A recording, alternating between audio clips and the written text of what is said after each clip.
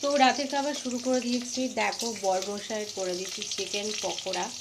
যেহেতু একদিনই সারাদিনই বাড়িতে ছিলাম না, বাপের বাড়ি গিয়েছিলাম, ভিডিও তোমাদের সাথে শেয়ার করেছি।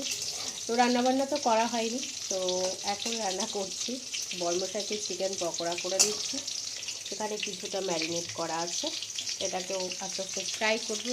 পকোড়াতে একটু অল্পভাবে এইভাবে আগুনটা রাখলে পকোড়াটা একটু নরম হয়, তো ওই জন্যই একদম গ্যাসটাকে আস্তে করে দিয়েছি। আর এখানে ভাত হচ্ছে, একদম কালকের জন্য কিছুটা ভাত রাখতে হবে, বরমশাই খেয়ে যাবেন অফিস, তো ওই জন্য এই হাঁড়িতে বসিয়ে দিলাম।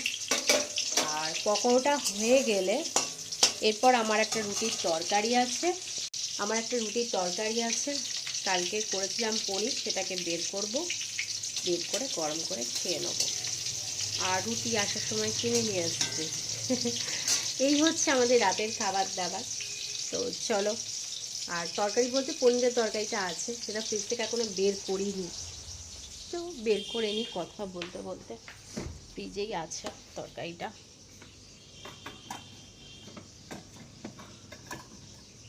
এটার ভেতর আছে। তো চলো এখনকার মতন তাহলে ভিডিওটাকে এন্ড করি, কারণ ভাত আমাকে নামাতে হবে, ভাত বেশক্ষণ রাখা যাবে না। এই যে পনির, কালকের পনিরের তরকারি, এই যে ভাত হয়ে গেছে।